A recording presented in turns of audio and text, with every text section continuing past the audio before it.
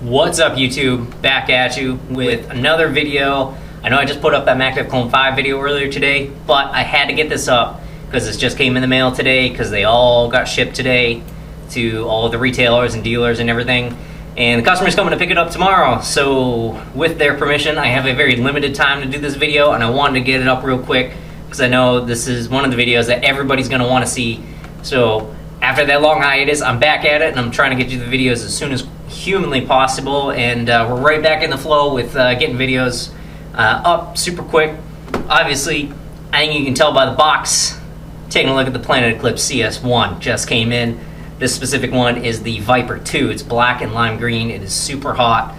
So right off the bat, let's go ahead and take a look at it. I got the nice lovely box here. It's all grayed out with CS1 standard Planet Eclipse box. That's about it. It's a box. I'm going to move it to get out of the way, but I just wanted you guys to see. I'm sure somebody wants to see what this looks like. So there it is. CS1 box. Let's get that out of the way. Standard Planet Eclipse case, gun case, padded, the hard, that hard gun case. It does have this, nice, cool, metal embossed CS1 logo. It's actually pretty sweet looking. It actually, with the colors and, all the kind of stuff that they went, it actually looks like an actual weapons case. It's kind of cool. Let's go ahead and open it up. I'm not going to spend too much time about what's inside of it. It's pretty standard as far as Planet Eclipse guns go. You got your manual. It is in color and everything like that. Big difference now with the manual, actually, though. Now everything is it's still in color and all that stuff, but it's not actual pictures of stuff anymore. It's just these artist diagrams of how to do stuff. However, all the maintenance and everything like that is no longer in the manual. It says it right in the manual that it's available at Planet Eclipse's website and YouTube channel. So for maintenance stuff, which I will be putting up a maintenance video anyway, even though there are already YouTube videos up about it, it's all online on Planet Eclipse's website. The maintenance and everything is not in here anymore. It has a QR code on the back. I'm assuming that's going to take you to the maintenance stuff or Planet Eclipse's website about the CS1 itself. Standard stuff other than that, though. Warranty cards in the back. Make sure you fill that out. Send it into Eclipse and all that kind of stuff. It's got some, standard cool information in the manual, but just, again, note, maintenance and stuff like that, not in the manual anymore. You got to go online to Planet Eclipse's website or their YouTube channel, and they'll tell you everything about it. So right off the bat, inside, you've got your super big comprehensive spares bag. There is literally more parts in here that you're ever going to use to replace or repair anything inside your CS1. It's all in there. Your standard, they haven't changed the Allen keys or anything like that, so your standard Planet Eclipse stainless steel Allen keys with the ball ends, and the holder again is that torque handle, so you can get some torque behind any of your Allen wrenches if you're using them for something else, because I doubt you're going to have to use it for the CS1. But it is there, standard Eclipse Allen keys. Inside here is the standard bolt. Right here is the soft tip bolt. And obviously your big tube of Planet Eclipse grease. So let's start taking the gun out right off the bat. This is the Shaft Pro tip. So it's got all that milling and the cool porting and stuff like that, just like it came with on the LV 1.1 Pro. This is that Pro tip. And it now comes with the Shaft 5 back. So differences being with the Shaft 5 back, the thread count is actually a little bit shorter than a standard Shaft 4 barrel, even though the fitment and the thread is actually the same. I'm actually going to grab a 3.5 with me because I'm going to use that to compare through the rest of the video. And I should have pre-planned that. I should have already had it here, but stand by with me. You get a big close zoom in on my face, and my mouth, right in the camera. Alright, so we got a 3.5 right here. Go ahead, and I'm going to take off the barrel. So you notice how long it took me to actually unscrew that barrel. Everybody knows cocker threads are kind of like that. Not anymore with the new Shaft 5 barrel. Same threading. Same male end on the back on both sides. Obviously the tip is the only female threaded part. But if you look at the thread count, for how they actually screw into the gun, see if I can get some light on that. I don't know if the camera's going to zoom on that properly. Hey, there we go. But you can see it's kind of hard to see because the Geo 3.5 back is gray. It's a little bit dark, but I think with the proper lighting, you can kind of see that the thread count On that line barrel back right there, that actually comes on the CS1, it's about half as many threads, so it takes you about half the time to actually screw in your barrel. Is that a super big difference in deal? I'm going to leave that up to you guys. I don't really care. I just know that, at least with long threads, I know my barrel's secure. They say you're not going to have any problems with this, even though the thread count is about half as many as the old Chef 4. Not really a big deal to me, so I'm not going to touch on that too much, but that's what it is. Right off the bat, I looked at the inside, and it is super polished, and it looks absolutely fantastically mirrored. So let's take that, put that pro tip. Obviously, it's still reverse threaded because it's the same exact threading as the Shaft 4. Put that aside. Let's take the gun out. Oh yeah, there's a barrel bag in here too, just like always. And that's everything that comes in the case, guys. I'm going to go ahead and put that aside, as well as the manual, so we don't need to see that anymore. All right, so here it is. It's your Planet Eclipse CS1.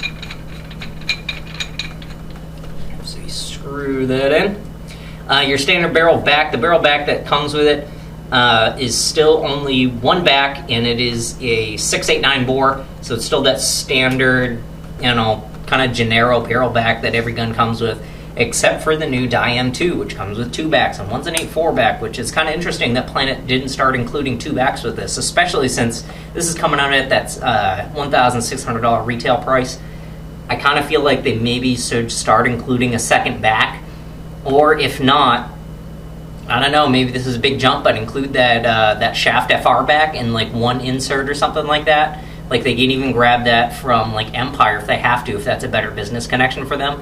I really feel like they should come with at least a second back, if not the Freak back. At this point, it's something that everybody has to deal with. I think although paint recently has been getting a little bit larger, overall, I think paint size has just been getting smaller in general. So I think everybody's been using Freak backs, or now the Chef FR back, just smaller barrel backs in general. So 8.9, it's going to work, but I think what you're going to see is a lot of people picking up more backs for this right off the bat, or just swapping it out for a Freak or something like that. So that's one of the points right off the bat. I wish they would have done something differently. Maybe do like an 8.7 barrel back as stock. Really different. They don't actually generally make. Actually, they do make an 8.7 back, don't they? 8.7 would have been a way better barrel back choice, I think. Although it doesn't generally compensate for really big paint. These guns are being made. These are $1,600 guns. They're the high end of the gun market. They're going to be shooting, in general, the high end of paint, which generally tends to run just a touch smaller, even though generally, long drawn-out conversation with that, high-end paint should generally be a touch larger, I think. If you look at 8 million different things about how paint's made and why it is what it is. So I get why they went with the standardized 8.9 back, but again, I think maybe two barrel backs, especially at that $1,600 price point. The M2 is coming out at $1,400, and it's coming with two UL backs. UL backs are more expensive than Eclipse backs. Just throwing it out there. I'm trying not to knock Eclipse here because I really love this gun, but I think it's something that should be addressed in the future, and I hope that maybe at some point, maybe the next gun or an upgrade to this gun or something like that, that they start putting a second back in there, if not the Shaft FR back.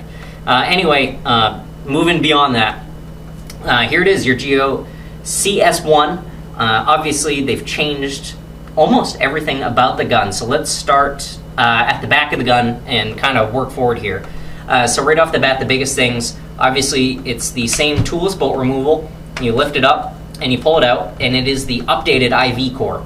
So let's take out the IV core of a Geo 3.5. So right off the bat, the IV core of a Geo 3.5 is just a hair longer than the IV core of a CS1. However, the fitment is not exactly identical. As far as what we've been told by Jack Wood and the dimensions of the gun and what I've experienced personally, if you look at the IV core, it is the same size. This front can right here and the bolt itself are actually pretty much the same, even though the bolt will have CS1 printed on it. and the IV core bolt will have IV core printed on it, or just IV or whatever it is. I don't actually remember. It says IV core. It's pretty much the same. It's the same bolt. They will both fit. These bolts from the CS1 are backwards compatible as far as everything that I've been told, as well as the can. The can is the same exact can. It even says the can on the CS1 even actually just says IV core on it. It doesn't even say CS1. So it's the same can, backwards compatible. The difference is as you get further back in here and the firing poppet that's on the inside. The further you get back in here, it actually kind of flares out, and you can actually see that on the inside of the gun. If you try and put an IV core in this, it's going to be super, super loose, and you can't actually fit this core in a GO 3.5. It just doesn't fit. This back can is actually just too big, this volume chamber can.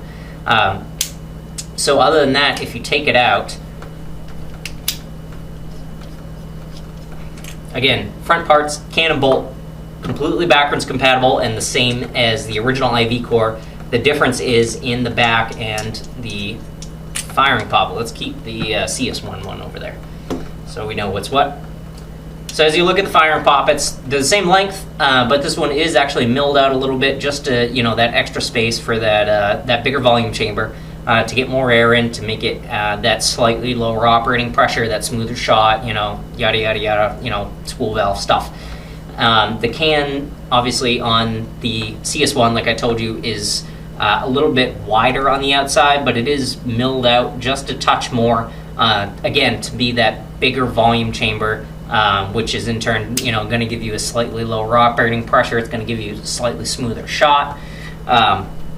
How slight of a smaller operating pressure? It's not going to be as much as like a DM or something like that would with like a bigger can, because obviously GOs run without an LPR, so you can't get those two different pressures going in to control that bolt system, and you're not going to get that super, super, super smooth shot that you can with a DM, and it's not going to work as quite as low with that operating pressure.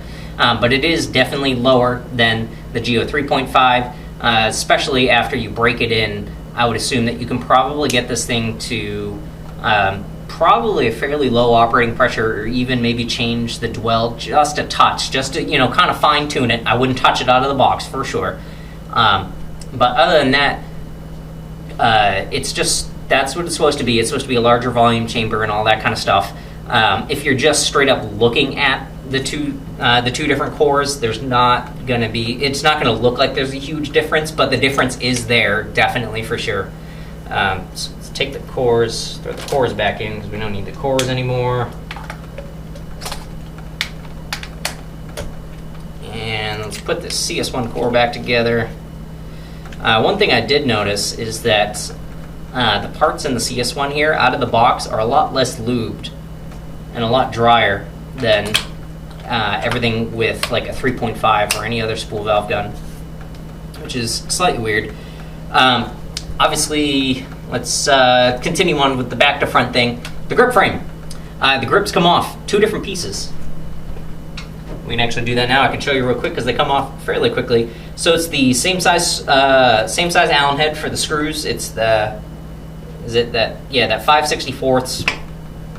So you take the two screws out in the grip, just like you would on any other Eclipse gun with the same grips. Obviously, these aren't the same grips. They're not backwards compatible. They're completely custom fit for the CS1. But this grip right here on the grip frame is actually two different pieces, and you'll see that in 2 seconds as I take off these 4 screws, and the last one. So if you go ahead, and there's actually little finger things right here, an indent in the middle, so you can kind of lift this up and take it off. So here's the front part of the grip, and obviously that rear part of the grip is actually still held on, and it's held on by a screw right here above the screen. After that, you can just kind of pry it off, which is actually really cool, and I want to show you guys that. And I promise that anything that I am doing to this, I swear I actually know what I'm doing. I'm not damaging this gun in any way. I'm not even coming close to doing anything like that.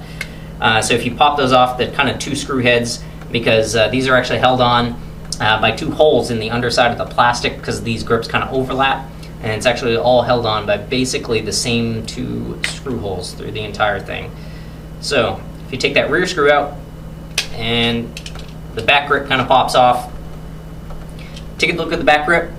These buttons are actually like stainless steel or aluminum ball bearings. They're actually like included and part of the grip. So no more fumbling with that little tiny piece that kind of falls out, and that little screen window that's over the screen, that's not going to fall out on you. They're actually included in the grip, so they can't come out. So you have this rear piece. The other thing about this, this little window in the back is actually a magnifying glass. It makes the screen look super, super big. And I tried it, and it's not just like how it looks or how it comes out. Like, I can actually like hold my finger and look through the screen, and now my finger is 8 times the size as it actually is. This is actually a magnifying glass that is over this LCD screen, which I think is cool. It helps you see. The problem is if I'm looking at the back of the gun and I have it turned on, I start to have trouble seeing stuff on the edges and up and down, especially if I'm sitting there and the gun is slightly, the body of the gun is slightly under me. Like if the screen's not like flush, like up here with my eyes, I actually start to have trouble seeing the edges of the screen.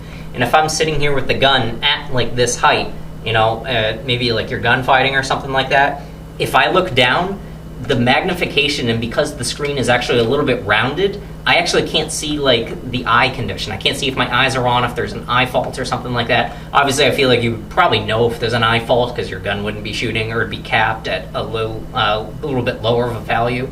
But you can't actually see it, which I don't know how big of a deal it's going to end up being, but it's just something I don't like about it. Although I like the fact that it makes it easier to see in the first place. The fact that I can't see the edges of the screen, the top, the bottom, and the sides at different angles because it's like a magnifying glass, kind of turns me off just a touch. But other than that, it's your nice big full LCD screen. It's super easy to see. As I turn it on right here, you can see it. Nice, big, you know, bright standard LCD screen, same as like on the Geo 3.5 and the LV1 and you know the other Geos and all that kind of stuff. Same deal, super easy to see. What I really do like about these grips, though, is that obviously you've got, you know, this kind of two-tone thing going on where there's 2 different parts. So I can only imagine in the future grip kits, color kits, even, you know, just part swapping, like grip pieces between different guns. You know, maybe they, you know, some guns will have like colors coming with them or something like that. But like the color combos that you're going to be able to do with this thing, I think are going to be really hot looking. You know, swapping parts. Now you can swap grip parts too because your actual grip frame grip can be 2 different colors. Even this foregrip looks like it's going to be easily done in like a 2-tone colorway. I think it's in the makings for some really cool color combos in the future. So other than that, while we have this off, let's just, you know, continue to take a look at it. Your bottom line, your pops, your you know, toolless pop, macroless pops, whatever you want to call it. Same deal. It's just got the push button on the one, and you push it and it's off, and you know, push it back and the air supply is on. However, now the high pressure regulator is this big bulge right here in the grip frame. It is no longer up here because this is where the batteries are. So this is your high pressure regulator. Same exact parts and pieces. They look obviously different, but it's the same exact functionality as the high pressure regulator in here, which I think is the what do they call it? They didn't call it the shaft. It wasn't the shift kit because the shaft is the barrel. It's not the cure because that was the bolts. What am I thinking of? I don't even remember what it's called. It was something very similar to like cure, like one of the regs. But this is like supposed to be the 4th generation or whatever in the Geo 3.5 and the 3.1. Same thing. This is just like the next generation of it. You know, the bottom parts are a little bit different, but adjustment of the reg is right through this hole in the bottom, just forward of the 2 retaining screws that hold this bottom line to the frame. It's the same 1/8 Allen key for adjustments. It's turned the same way to adjust velocity, you know, high pressure up, high pressure down. Same exact thing. You know, the screw, the piston, and the spring. If you take it all out, looks almost identical except for that bottom part, obviously because it's just sitting in here and it's screwed into this bottom line instead of screwed into like this whole, you know, kind of universal system here. But that's about it. There's nothing too difficult about it. Just like any other board, you got your tournament lock button right there, and there is a micro USB plug right there. I would assume it doesn't come with a cable or anything in the box. I would assume you just have to use your own, but you could use it for software updates that kind of stuff, maybe change the settings. I didn't really read into it or look at the manual about that or anything like that, but I would assume that's what it's for in the future, software updates, that kind of thing. Obviously, none of this stuff is backwards compatible to any other Geo. It's just not going to fit. It's all custom made for the CS1. So let's just go ahead and I'm going to throw these grips back on just for simplicity's sake, because I don't want to like just sit here and have the gun ripped apart. So those just fit right on there, and then you take the front piece and it just slides on and it goes over those 4 screw holes and put the screw in. So while we're talking about while I'm screwing all these screws back in and all that, let's start talking about the trigger. Trigger has your same basically 5 ways of adjustment. It's got your pre-travel, your post-travel, it's got the micro switch activation, the spring tension adjustment, as well as the magnet adjustment. Now, I don't believe there was a magnet adjustment in this. I believe it's just a spring, but there's a magnet adjustment in here. I don't remember because I don't really shoot Geos and I didn't really pay attention to my LV1. But there's a magnet adjustment in there as well as this whole part of the trigger, this front part of the trigger here. I know it's hard to see on the camera, but there's actually a line right here on the trigger. On both sides you can see it's actually a trigger shoe. That will not sound familiar to you unless you've been in paintball for a little while, or if you're younger, you're very familiar with autocockers. It's got a trigger shoe. You can only take it off if you drop the frame to take the trigger out, which is kind of annoying, but it even says in the manual, trigger shoe, this is how you remove it. Removal for different shaped triggers for sale separately in the future. So, different shaped triggers will be coming out from Eclipse. This is confirmed. It's in the manual because this is basically a trigger shoe, so you don't have to swap the whole trigger. It's just basically this little front plate of a trigger, which is kind of cool. I would assume they're going to come out with, obviously this, probably something like the blade style, like you saw coming with the GSL, where it's just your standard blade, hook, or scythe, or whatever you want to call it. I don't know what they're all called at this point. Maybe Planet Eclipse will even do their own version of a deuce trigger. That would be pretty hot, because I know that's a super popular trigger with a lot of people. I really like it personally. It's a really comfy trigger, especially for playing in semi. If you're playing in Millennium or PSP or anything like that, I don't think it really makes a big difference. But if you're playing in semi, the trigger shape, depending on your personality and how you shoot, your personal preference, definitely has a big difference. So there's the trigger. Again, same 5 points of adjustment, all that kind of stuff. Right here, this is your Solenoid flow restrictor. Same with the Geo. Did Geo 3 have that? I believe they did. But Geo 3.1 and obviously Geo 3.5 have it. It's the same thing as right here. You can see that. So now it's just it's less decorative and it's smaller, but it is still there. Your Solenoid flow restrictor to control that bolt speed.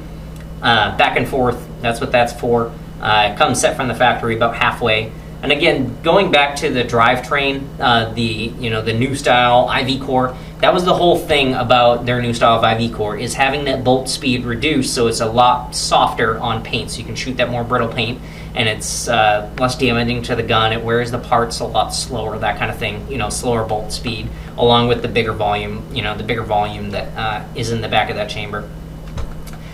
So other than that, keep moving forward through the gun.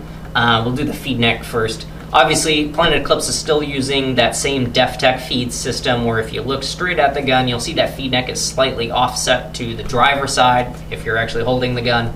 Again, that's their system of trying to prevent that clipping with the ball stack as it's coming down. I would assume it works. I'm not going to question it. They put it on other guns, even like the Ethas and the E-Techs and stuff like that. It just is a thing now. It's been this way since, I think, Ego 8. You can't change it, and I would assume it works and definitely doesn't cause any problems. So they're still using the DefTech feed system. Other than that, it's the same feed neck as comes on previous Geo models and stuff like that. I believe it looks kind of like it might be a hair smaller, like shorter. But other than that, same lever lock, thumb wheel on this side, and your screw right there to actually just take it off, because the feed neck, it's not threaded on or anything like that. It's just pressure fit on to the body. So moving forward, now we're at the whole eye cover, front part of the grip.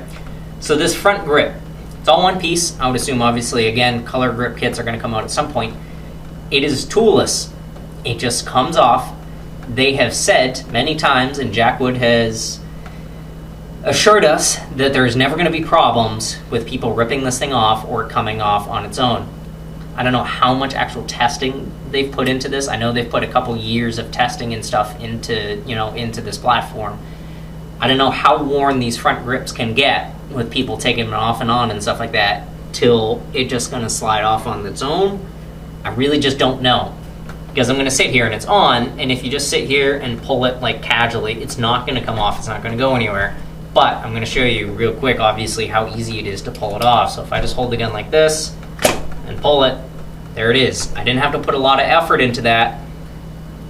They say it's not going to come off. I believe them, I trust them, but I think at some point these might get worn, and maybe in the future we'll start seeing issues. But there's definitely no issues now. So we're just going to leave it. But it's toolless. That's it. You just slide it all the way back on, and then you can pull the whole thing off. And now you have access to your eyes, your eye covers, and your batteries. I'm going to take the barrel off at this point just to make my life a little easier because it's long. It's kind of in the way. So at this point, your foregrip is off. Powered by 2 AA batteries. Big change, obviously. It's not a rechargeable battery. It's not a 9-volt battery in the grip frame. 2 AA batteries right up front. It comes with these Paintball energy batteries, which I have never had any good luck with. I think they just die quickly. I don't know why. But they come with them. Obviously, they're fine. They come fully charged. The battery indicator says they're fine from the factory. So there you go. This is just a composite battery holder with springs and everything like that. At this point, you now have access to your eyes. So how this goes, I'm going to bring the camera in and actually show you guys because there's some little teeny tiny kind of pieces in here, and I think it'll be a lot easier, and I know you guys want to see it. So give me 2 seconds. I'll bring the camera in so you can see exactly what I'm doing with these eye covers. All right, so here we are taking a look close in, a little bit closer anyway, at these eye covers. So you can see there's a plastic tab right here that I'm pointing at. It runs this big long piece right here, and it's basically like a tensioned in clip. So at this point right now you can't take the eye covers off because this plastic tab is holding them in. So to take the eye covers off, what we're going to do is take this plastic tab and just notch it back. It's almost like a click. It's it's kind of just pressure fit in there. So we take this plastic tab, and I'm sorry that my hand's kind of covering it up, but we're going to pull it back, and you heard that click. And at this point, this is in the rear position, so it kind of covers up the eye cover right there.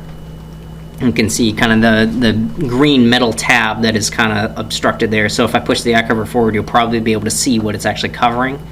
So if I push it forward, you can kind of see where it covers the eye cover there. So if we pull it back, at this point, we can just take the eye cover and take it off. There it is. There's nothing in the eye cover. It's super machined, but there's nothing actually there. So what you're left with is, if I get a little pointer, there's a pointy thingy.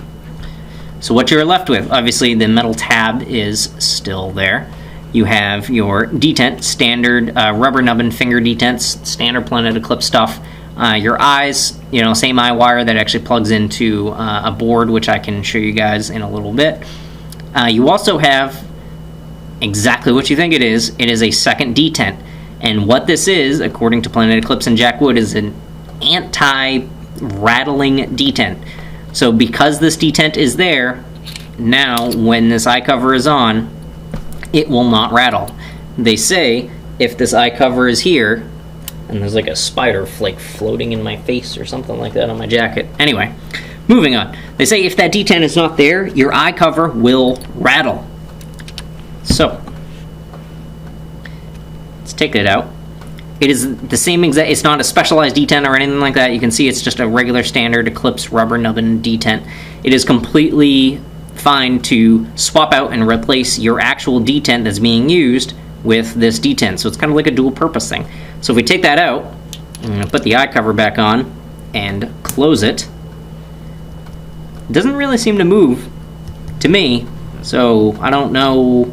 Maybe it's an issue with wear. Once they wear in, maybe that it starts to rattle, but it doesn't seem to want to move for me. I don't hear any rattling, but I'm going to take their word for it. There's a spot right there for it. That's where it goes. It's a second detent. It's the anti-rattle detent slash just extra quick access detent, I guess, for the gun. But there you go. That's what it is. So other than that, that's pretty much it. Because as you can see, these detents actually come out from the body. Like, it's not flush with the body. Like, there's a catch point right there. So it's actually not super flush with the body, which is fine. I'm not seeing a big deal with that. Like, it's just part of the design. There's nothing wrong with it, but, you know, that's what it is. So at this point, the only way to actually take these clips out, especially if you get shot in the gun a lot and stuff right here, like right up front, the only way to actually take these clips out is if you take the 4 screws. There's 2 on this side of this little battery holder and 2 on the other side. If you take those 4 out, you can actually continue to move this forward, and you can see kind of these indents in here on the top and bottom, and you'll be able to actually put this even more forward and be able to pull it out. So actually, I'm going to show you guys that real quick. So if we take these screws out right here, there's 1, 2. I'm going to take the eye covers out and everything anyway, because they'll just fall out regardless. Pop that forward, take the eye cover off, take these 2 screws out.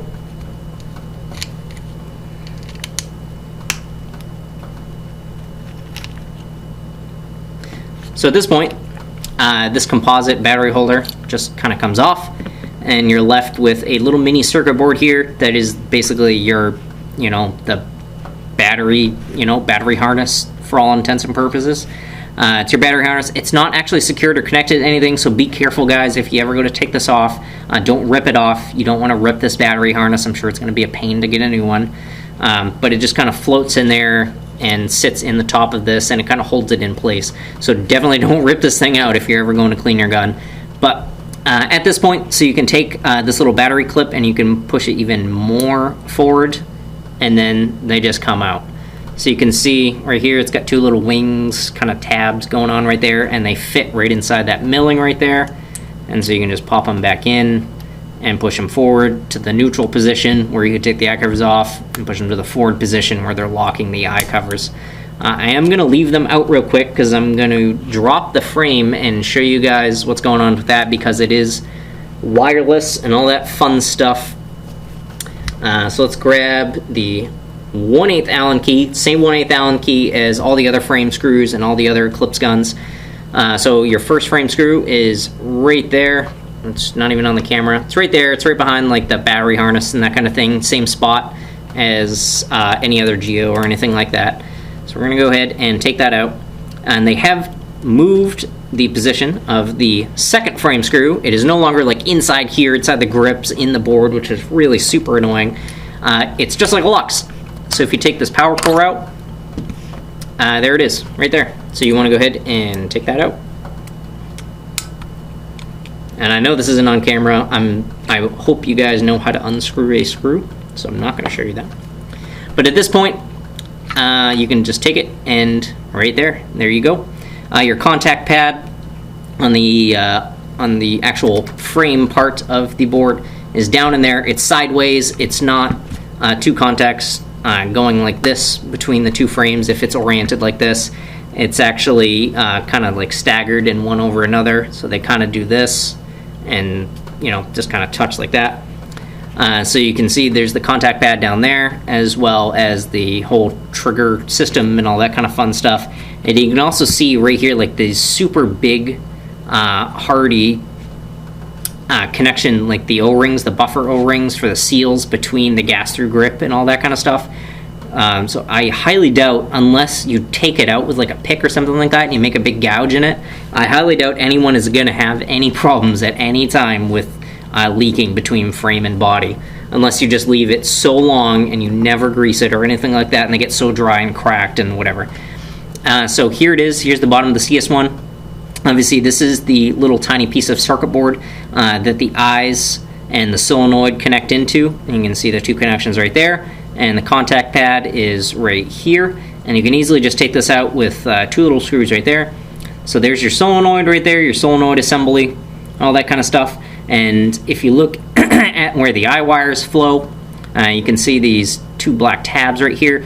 They're part of the body. It's machine. It's actually composite, excuse me, but it's like this little clip that fits in there that kind of holds the solenoid in place, but it also holds your eye wires in place and channels them so they don't ever, like, you don't ever pinch a wire putting your frame on the body or anything like that. So that's pretty much it. It's very, very simple, you know, now that everything is wireless and stuff like that. So, you know, reassembly, obviously, you know, just take it and slide it back in right there. And you put your frame screw on. Screw that all the way down. And your other frame screw, again, just like a Lux, goes right in the back, or like a Vanquish 2.0, I believe, is like this now as well. It's been a while since I've had a 2.0 in here. Probably help if you actually put it in the... There you go. And you just screw that down.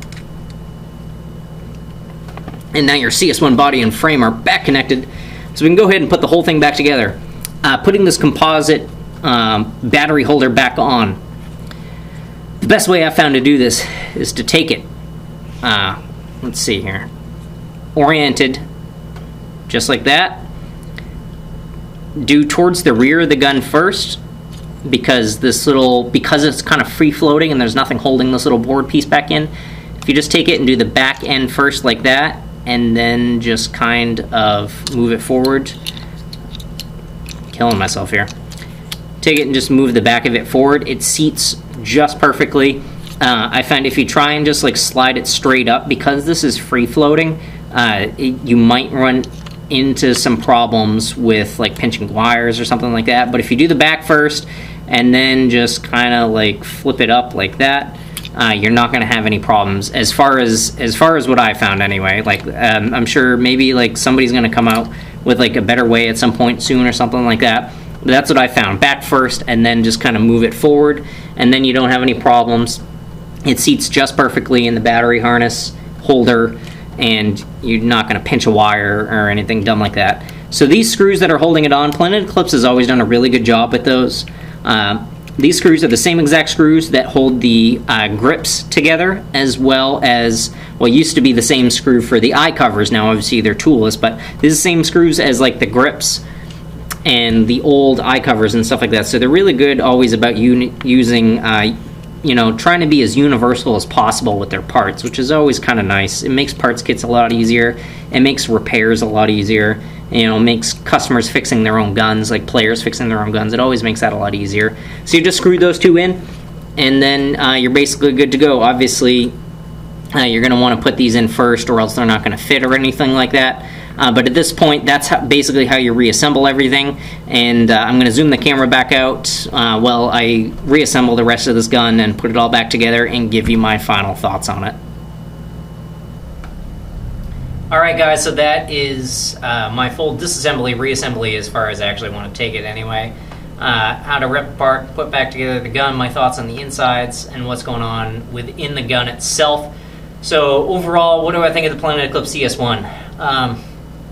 On the outside, technically speaking, you know, even on the inside, I like it. The technical aspects, I love what they did with it. The wireless frame, the batteries in the foregrip, the battery harness, the reg here in the front grip, you know, even down to like how they made the grips with the buttons integrated into the rear part of the actual grip frame grip, the toolless eye covers. I really like what they did with the gun technically. I think it's very sound. It seems like it's going to work really well. It seems like they listen to what everybody wants with a gun, especially at the price point and everything like that. I really do like it. I love what they did with it. My only concern really about it is when this front grip wears, how easy is it going to be to slide this thing on and off? That's really the only qualm I have with the gun. You know, in the long run. Other than that, on the outside and the inside, technically speaking, I really love what they did with the gun. It's super, super comfortable in the hands. This foregrip feels very contoured for your front hand, whether you're obviously right-handed or left-handed, it's not going to matter. But it flows and is very smooth, and it's got just that right angle that it feels good no matter how you like to hold your gun, way down here, here, up here or even around like the feed neck, kind of like right here. It feels very sound. Feels solid. It's not going to go anywhere. Even this grip frame, if you look at like a Geo 3.5 or something like that, it's almost more of an 86 frame, where this is maybe like a 70 or like a 60 degree kind of style, and it's got kind of like this clamshell thing going on in the back, like old Intimidators, or some other like aftermarket frames that were made for older guns and stuff like that, or almost like the hourglass frame, like the UL of a die gun. It feels very comfortable in the hands. Everything is very, very flush. Like the grips don't really extend out past the metal at any point, really. Everything's really flush. It looks smooth. I like the lines. I like the milling design. I think it looks fantastic. It's probably about as small as it could probably possibly be. I think overall, technically speaking, they did a fantastic job with it. I like everything about it. How it shoots, I have no idea. I haven't shot it, so I couldn't really tell you. Is it going to shoot just like a Geo? I have no idea. Is it going to shoot better than a Geo? I would hope so, probably. But I won't know. I can actually get back to you, though, fairly soon, probably, because I can probably get an opportunity to shoot this thing fairly soon, maybe. If not, this is actually going to a friend of mine. This is why we have this. So maybe I can even have him on, and he can tell you how it shoots compared to, he's just coming off shooting a Lux 2.0 for the season. So he might be able to tell you, get some gameplay footage maybe, or maybe I can just go shoot it for a point or two and tell you what I think about it. But other than that, I love what they did with it. I really like everything about it, all the small technical stuff, which really just, again, goes into Jack Wood being, basically, like a tech, an engineer at heart and a tech. Jack Wood really is. And everything, it seems like he thought about everything you could think of. It just does. So for now, until I shoot it, so far this gun's,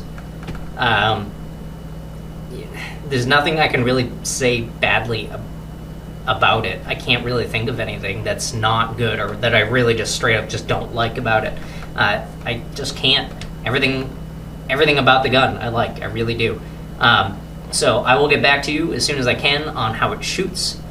But other than that, that pretty much wraps up today's video, guys. I hope you enjoyed this quick look at the CS1. I can certainly bring you a maintenance video in the future if you so desire. I'll probably just do it anyway.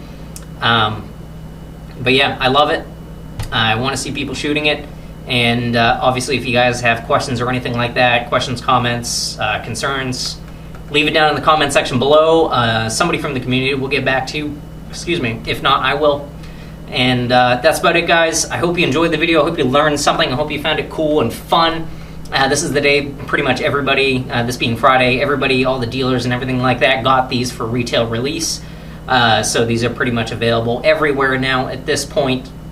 I know they're still filling pre-orders, but the pre-orders are going very, very quickly. We only pre-ordered this like a week and a half ago, and we got it the same day everybody else did. So if you're interested in one, I do believe these are readily available, and you can get your hands on one pretty quick. If you want to come check one out, I may or may not be getting one for the wall fairly soon if you're local here. Other than that, I highly encourage you to go seek someone out that you know that might have one, try and shoot it, check it out, because I'd love to hear your opinions on what you think compared to like Geos or compared to like DMs and Luxes and all that kind of stuff. So that's it, guys. I hope you enjoyed the video or liked or learned something. If you did, hit that like button down below. That helps out the channel more than you could know. And that's it for today's video. Again, I know there was a Clone 5 video went up earlier today, but this just came in, and I have very limited time with it, and I wanted to get you guys this video. So there you go. We got 2 big gun reviews in one day. I hope you enjoy it. Other than that, I'll see you guys next time.